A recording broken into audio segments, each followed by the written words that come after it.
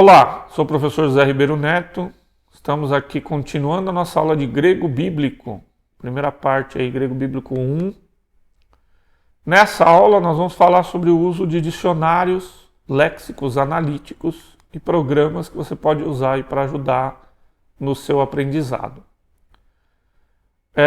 Usar um dicionário grego é importante porque você vai descobrir os significados da palavra, mas é preciso tomar cuidado para saber usar o dicionário. Muitos dos erros aí dos pregadores, dos estudiosos que estão começando, né, é não saber usar muito bem o dicionário. Ele tem uma simbologia, o dicionário, você precisa entender para poder usar. Como exemplo, eu estou usando aqui o dicionário do William Carey Taylor, que é o dicionário do Novo Testamento grego, publicado pela Juerp. Então, estou usando esse dicionário, mas a maioria dos dicionários gregos vão funcionar do mesmo jeito. Tá? Então, o que você tem? No caso de substantivos, como vai aparecer no dicionário? Então, lá em cima, você lê logos, depois tem uma vírgula, um tracinho, o ômicron e o y, que aí você pronuncia U. Depois tem uma vírgula e um ômicron com aspiração áspera, que você vai pronunciar Ró.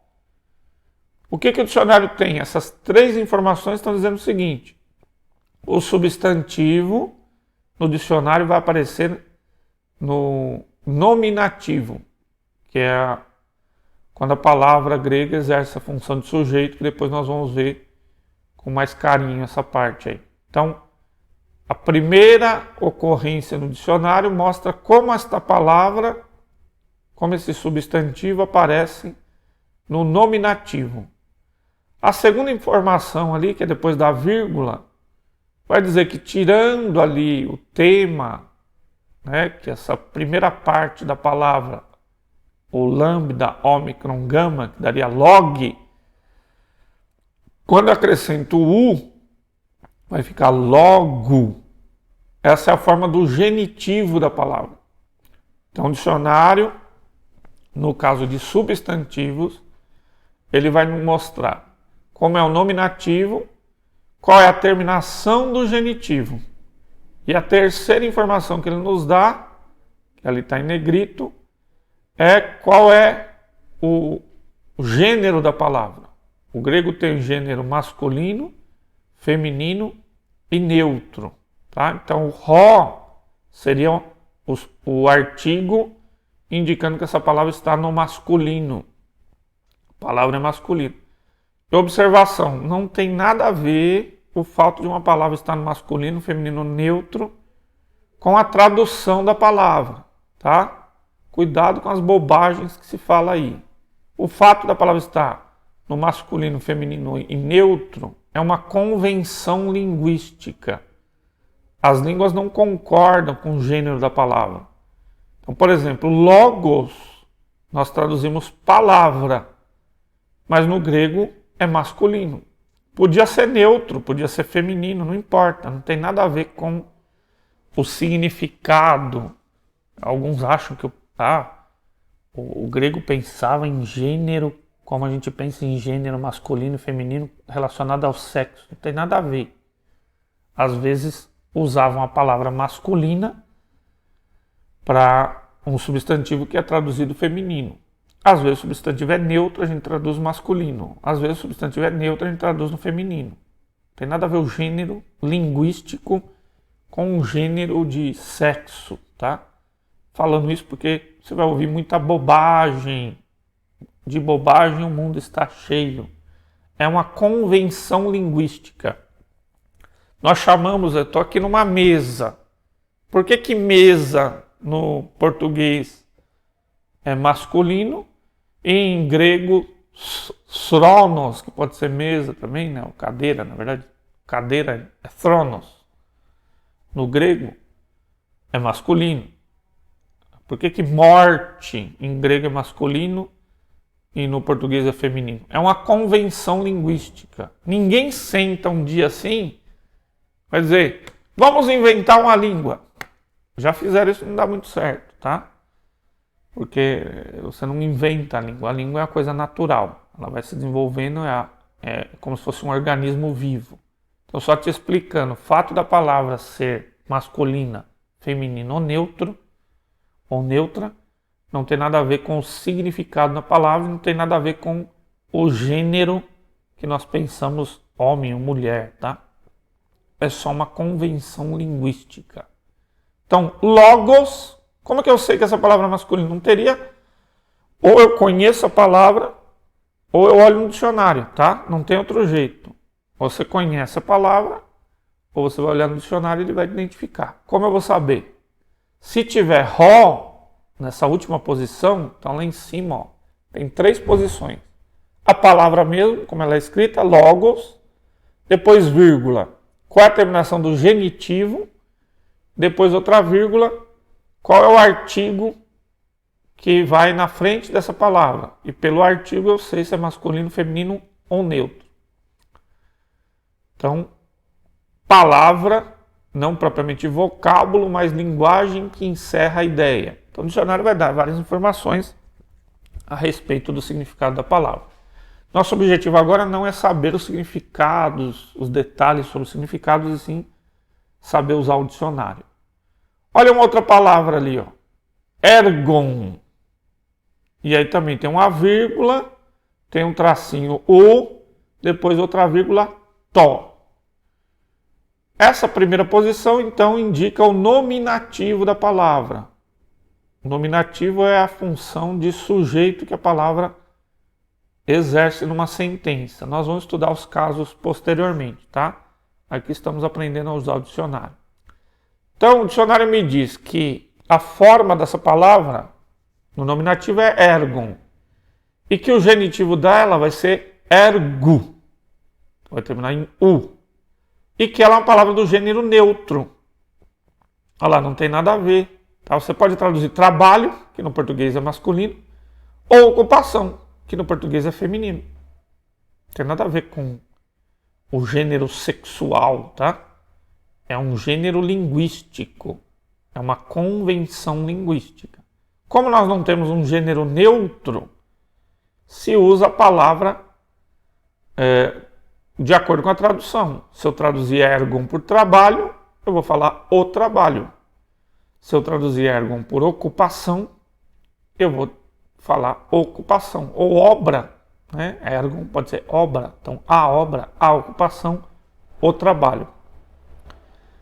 Eu não tenho gênero neutro, então não vou usar nenhuma palavra para traduzir gênero neutro.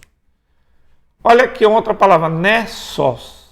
Nessos, também o genitivo é u, então nesso, só que é uma palavra feminina, ó, ilha. Então aí coincide com o português. Ilha no português também é uma palavra feminina. Pois nós temos uma palavra diferente aqui, ó. Você vê que as palavras lá em cima tem um ômicron, logos, ergon, nessos. Aqui agora tem alfa, hora. Mas a informação é a mesma. Então você tem aqui a forma do nominativo, hora. Qual seria o genitivo dessa palavra? Horas. O genitivo é a ideia de posse, tá? Que depois nós vamos aprender. E ela é uma palavra feminina, como eu sei. Tem um re na frente, como em ilha lá. Ó. Ilha também é uma palavra feminina, só que termina em os. Hora é uma palavra feminina, só que termina em a.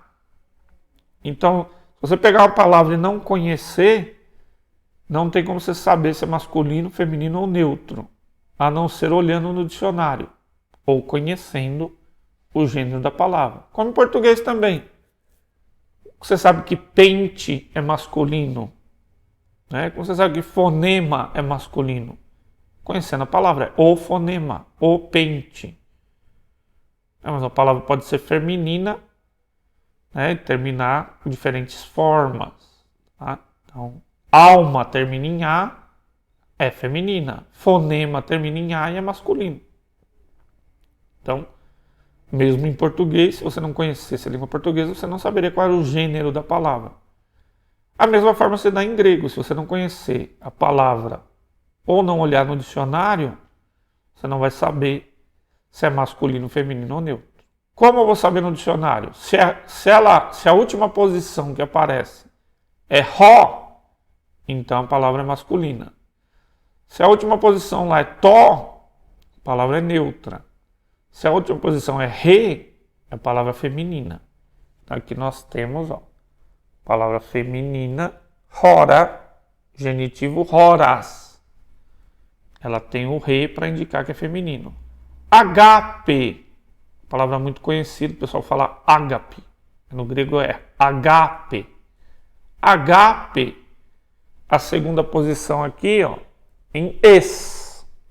Este es significa que o genitivo é agapes. E é uma palavra feminina, amor. Não tem nenhum significado oculto porque agape é feminino. É só uma convenção linguística. Então, os falantes numa língua convencionam a falar e a dar gêneros para as palavras. Então, agape é amor.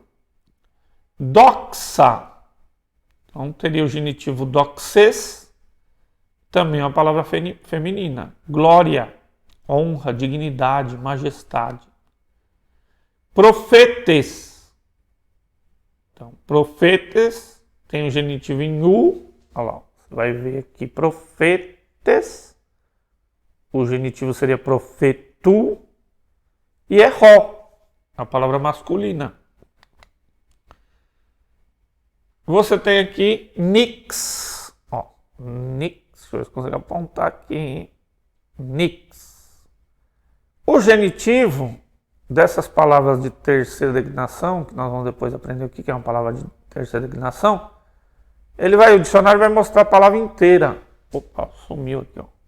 Aqui depois, aqui não vai dar para apontar, mas vai para aparecer o genitivo nictos. E é noite. Então, a primeira posição do dicionário é o nominativo, a segunda posição é a forma do genitivo ou a terminação do genitivo, e a terceira posição é o artigo que vai indicar o gênero da palavra. Você tem, pneuma. Depois da segunda posição vai ter tracinho tos. Significa que o genitivo de pneuma é pneumatos. E o gênero é neutro, porque o artigo é tó. Tá vendo aqui da heresia? Porque, pneuma, que é a palavra traduzida para vento, espírito, pode ser o espírito do homem, pode ser o Espírito Santo. O Espírito Santo é neutro. Então, o Espírito Santo é masculino e nem feminino, é neutro. Não tem nada a ver, tá? É só uma convenção linguística. O neutro relaciona-se a palavras, geralmente para expressar alguns nome de letras, né? Ou fenômenos, é usado o gênero neutro. Tá? É usado o gênero neutro também para palavras que na tradução é masculina ou feminina. Não tem uma regra para isso. Não tem significado nenhum o fato do gênero ser neutro. Aqui você tem pater, que é pai. O genitivo é patros. E tem um ró na frente. Significa que essa palavra é masculina. Então, nix, eu sei que é feminino por causa do re. Pneuma, eu sei que é neutro por causa do tó. E pater, eu sei que é masculino por causa do ró. Então, o artigo re vai indicar as palavras femininas. O artigo tó vai indicar as palavras neutras. E o artigo ró vai indicar as palavras masculinas. Então, um dicionário comum, né, como esse do Taylor, ele vai aparecer os substantivos assim, para você saber. Ele subentende que você já sabe essas informações, tá? Ele não vai explicar isso no dicionário. Quando se trata de adjetivos, vai aparecer diferente. Vai aparecer a forma do genitivo lá em cima, ó. Lá em cima que eu não consigo apontar. Frônimos. E depois a forma ali do neutro. On. Então o neutro seria frônimon. Como é adjetivo, se ele concordar com o adjetivo masculino, ele vai ser frônimos. Quando aparecer assim, significa que o masculino e o feminino é a mesma palavra. Então, a mulher prudente vai ser frônimos. Um homem prudente vai ser frônimos. Se for concordar com o substantivo neutro, vai ser frônimon. Por isso tem aquele on. Quando eu tenho os 3 gêneros no substantivo, vai aparecer igual está ali, essa segunda palavra, axios. Então, o feminino vai ser axia e o neutro vai ser axion. Então, se o substantivo concordar se o adjetivo concordar com o substantivo masculino, ele vai ser axios. Se o adjetivo concordar com o substantivo feminino, vai ser axia. Se o adjetivo concordar com o substantivo neutro, vai ser axion. Então é assim que aparecem os adjetivos, tá? O pronome vai aparecer de uma forma parecida com os adjetivos. Primeiro vai estar forma do nominativo, autós, aí tracinho e, tracinho o. Então significa que o feminino é autê e o neutro é autó. Que os pronomes no grego também tem o masculino, feminino e o neutro. E tem várias funções, ó. Pode significar intensivo, mesmo, ele mesmo, ela mesmo. Esse prefixo a gente tem muitas palavras. Autônomo.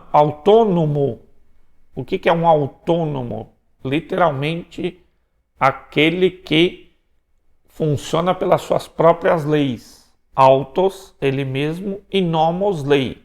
Um autônomo é alguém que funciona por conta própria, não é? Então, autó significa ele mesmo. Pode significar ele mesmo, né? Pode ser o reflexivo, lá, o segundo significado que o dicionário dá. Ego, autós, si, autós. Né? Ego, autós, eu, ele mesmo. Si, autós, tu mesmo. Então, ego, autós, eu mesmo. Si, aqui embaixo, ó, dá para apontar. Opa, peraí. Si, autós, tu mesmo. Depois, vírgula, remeis autói, nós mesmos. Então também é usado nesse sentido, mesmo. Em aposição ao pronome pessoal, expresso subtendido, em todos os casos, números e pessoas. Então, autós pode ser ele, autê, ela, e autó é o neutro de ele ou ela. E vai aparecer com outros sentidos. Então, o dicionário te dá informações a mais sobre a palavra. Só que essas 3 informações que ele não explica é a forma do nominativo masculino, depois a terminação do feminino e depois a terminação do neutro. Como que aparecem os verbos no dicionário? Então eles vão aparecer na primeira pessoa do presente do indicativo ativo. Não se preocupe com essa terminologia que depois nós vamos explicar. Isso é só para dizer que não é igual no português. Os verbos no português vão aparecer no infinitivo. Então, comprar, vender, comer. No grego, não. Eles vão aparecer na primeira pessoa do singular, do presente, do indicativo ativo. Eu faço alguma coisa. Que é essa primeira forma encontrada lá em cima, lá, ó. Lio. Depois ele vai aparecer lissa, que seria o auristo. Nós vamos aprender o que é o auristo. Depois liomai, que seria o passivo do presente. Depois litsen, que seria o passivo do auristo. Então os verbos são mais complexos de nós estudarmos no dicionário. Quando nós aprendemos os verbos vai ficar mais claro, tá? Só estou te mostrando aqui como que aparece no dicionário para você saber essas posições. Um outro verbo, por exemplo, agapau.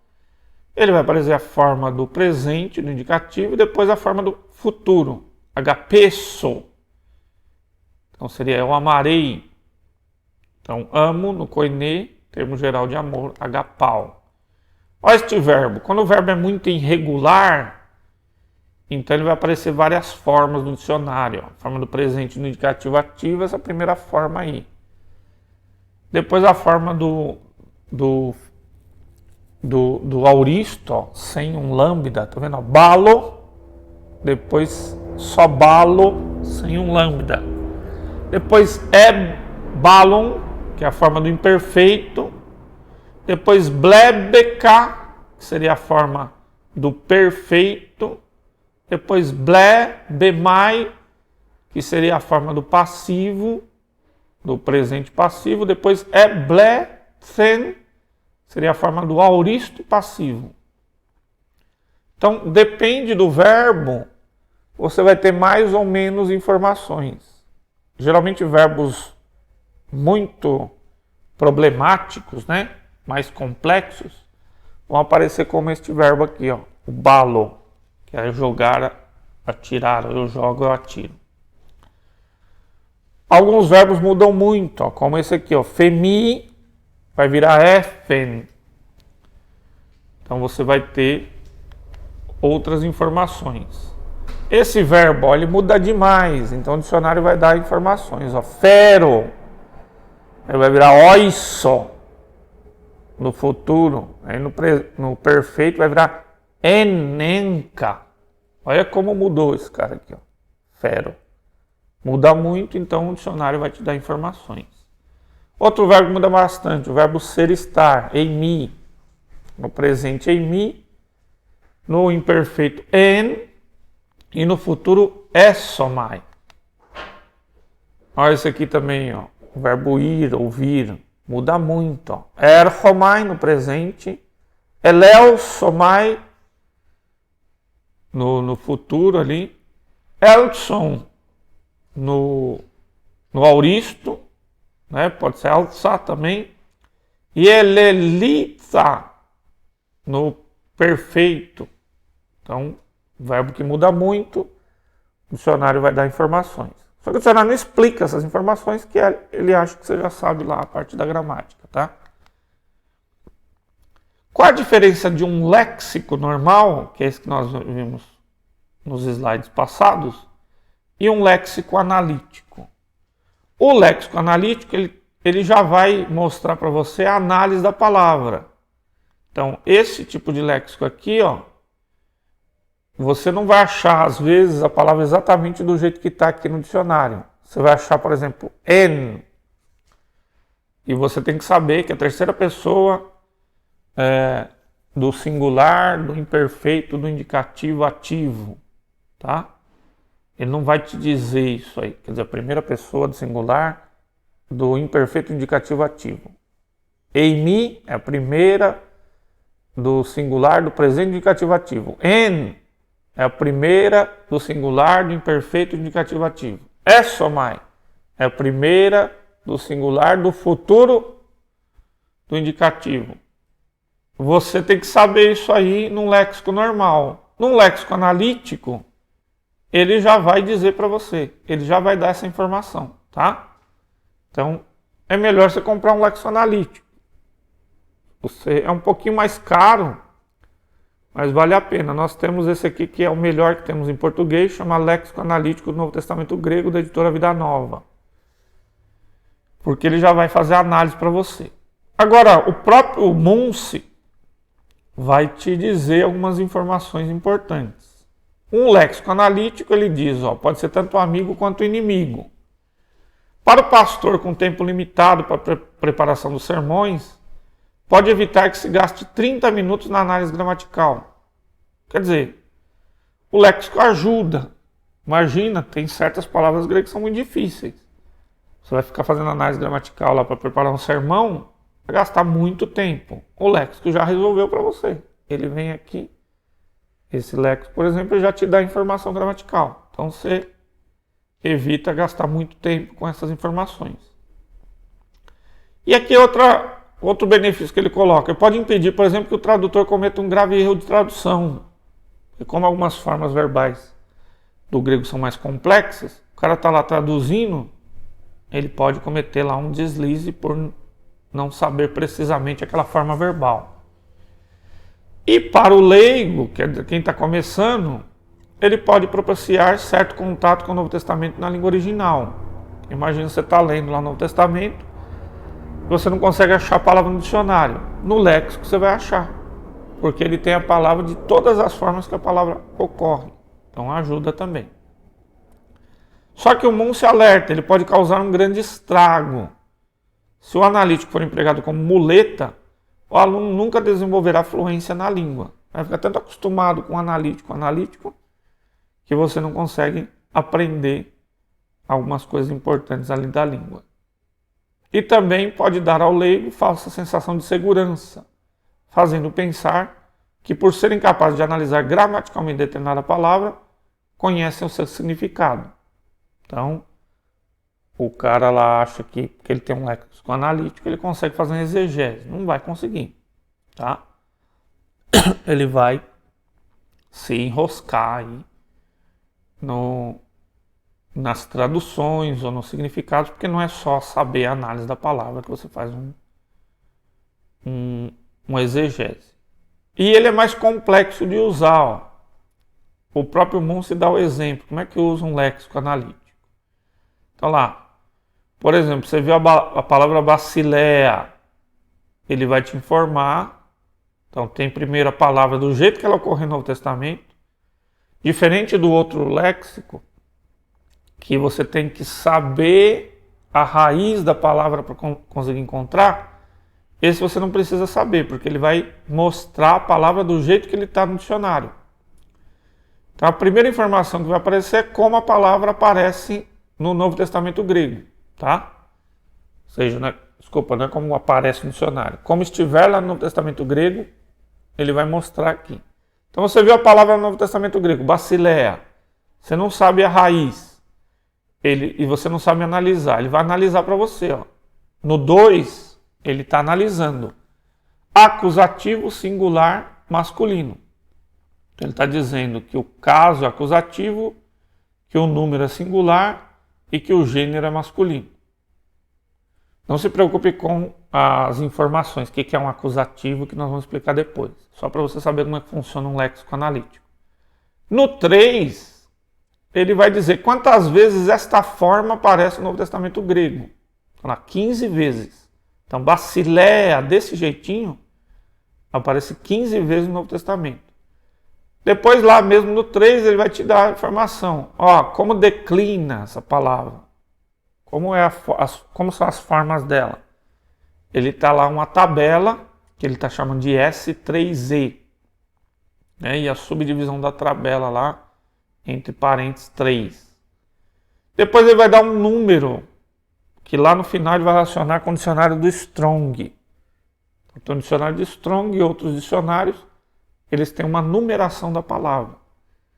Então lá no final ele vai ter um equivalente do dicionário do Strong com outros dicionários. Então este número que é o 5. O 6 é qual é a raiz, né? Quer dizer, qual é o radical lá da palavra. Essa palavra vai aparecer naquele outro dicionário como basileos, que é rei, né? Então você vai pegar lá basileos e vai ver qual é o significado dessa palavra. Então é assim que funciona o dicionário analítico. Então quando tem essas aspasinhas, lá embaixo do 6, ó, basileos, depois aspas, quer dizer que essa segunda forma tem a análise e a mesma raiz. Quando muda a palavra aqui, ó, porque agora tem basileia, basileus é rei, basileia é reino, então vai ter lá a raiz basileia. Quando tiver aspas, quer dizer que é a mesma raiz que está lá em cima, tá? Então assim funciona um léxico analítico. Quando você vai e achou a raiz, ó, por exemplo, lá na palavra basileia, você achou a raiz, ele vai dar o significado. Então lá, basileia, aí ele vai mostrar igual no outro léxico. Basileia é o substantivo, o as é a terminação do genitivo e o re é o artigo. Então, e vários significados que essa palavra tem. Um reino, domínio, a região ou país governado por um rei, poder real, autoridade, domínio, reinado, dignidade real. E vai aparecer depois ali, ó, alguns versículos. Por exemplo, Repasileia, Mateus 9,35, é o reino. Depois, Repasileia tu Theou, o reino de Deus. Ou tu Christu, reino de Cristo. Ou tu Uranu, o reino do céu. Ou Tom, ó, aqui, ó, Tom Uranon, o reino dos céus, que pode ser traduzido também como o reinado ou o reino do Messias. Então, o léxico analítico, assim como os outros léxicos, vão te dar também vários significados, versículos que aparecem a palavra. Isso evita que você traduza também a palavra num versículo que não tem nada a ver o significado naquele versículo. Então, o léxico analítico vai te ajudar. Tendo você achado a raiz, você procura no léxico analítico que está em negrito para ver o significado da palavra. Então, primeiro você vem aqui, que você não sabe a análise da palavra. Ele analisa para você e vai te dar a raiz lá no 6. Tendo achado a raiz, você vai ver o significado. Aí ele vai te mostrar em outra página, tá? Ele vai te mostrar o significado. Então, os significados, por exemplo, neste léxico vão estar em negrito, tá? Então, assim que se usa um léxico analítico. A primeira forma, que é aquele 1, é a forma flexionada. É a forma que você encontra no Novo Testamento grego. A segunda é a análise gramatical. Você vai ver a lista de abreviações, que vai estar lá na introdução do léxico. Se você não tiver certeza do significado lá, que ele vai abreviar, né, as análises. Dentro de colchetes, é quantas vezes aparece a palavra, né? Se ocorrer uma vez só, vai ter o versículo que aparece. Depois o 4 vai ter o rótulo morfológico, que é a tabela lá que você vai usar. E depois o número que ele chama de GK, que ele vai fazer uma comparação com o Strong e vai ter um apêndice com essas numerações. E o 6, a forma lexical da palavra, como ela aparece nos outros dicionários. E quando tiver repetição, vai aparecer como idem. Aqui, ó, eu estou colocando para você alguns exemplos de programas de computador, tá? Este programa se chama The Word. Então, The Word, em inglês é a palavra, você acha nesse site, www.theword.net. É um programa gratuito e ele tem o Novo Testamento em grego inteirinho. E aqui, ó, tá vendo aqui, ó, esse G1722, quando você clica aqui, ele vai aparecer o significado da palavra. E aqui é a análise, ó, preposição. Se você passar o mouse aqui em cima, ele vai mostrar a preposição. Se você passar o mouse aqui, ele vai mostrar a análise para você. Então aqui já resolve o problema do dicionário e do léxico analítico, que é gratuito. Você baixa lá em www.theword.net. Tá? Esse não tem para aplicativo. É só para o Windows lá no computador. Mas você já tem um léxico analítico e o dicionário do Strong. Existe software pago, tá? Por exemplo, esse software chamado Logos Software. Você acha esse software lá no pt.logos.com. Existe uma versão gratuita e você pode comprar os pacotes aí. Também é muito bom esse aqui, quando você passar em cima o mouse, ele aparece embaixo a análise aqui, ó. Depois o editor vai ajudar. Ajuda aí, editor. Que vai ter análise aqui embaixo, ó. Ficou eu na frente, mas depois ele põe só a imagem para você ver. É um programa pago, não é muito barato, mas vale a pena também se você quiser investir. Porque ele tem várias coisas de grego, de hebraico, livros em português, né? Pode pôr lado a lado aqui, ó, o grego desse lado, do outro lado lá o português. Quando você passar em cima da palavra, ele vai analisar aqui embaixo, ó. Já te economiza comprar o léxico analítico e o dicionário. Tem sites também. Esse site chama Bible Hub. Se você digitar lá no seu navegador biblos.com, ele vai redirecionar para este site. Todo o conteúdo desse site também é gratuito. Só a dificuldade para quem não lê inglês, que a maioria das coisas estão em inglês. Mas tem coisa de grego, de hebraico, tem a Bíblia em português também, comentários, sermão, tá? que é Online Bible Study Suite, biblehub.com. Nesse site você encontra muitas ferramentas aí para poder usar. E aí chegamos ao fim do módulo 1. Então espero aí que você tenha aprendido muito bem, vai treinando, se você tiver um léxico, vai treinando a procurar as palavras. Se ficou alguma dúvida, uma pergunta, pode comentar aí no comentário da aula. No próximo módulo, nós vamos falar sobre os casos lá que são a parte mais importante do estudo nominal do grego. Espero que você tenha aproveitado essa aula. Divulgue aí o nosso curso, compartilhe, faça as perguntas e se aprofunde nos conhecimentos do grego. Até a próxima. Obrigado.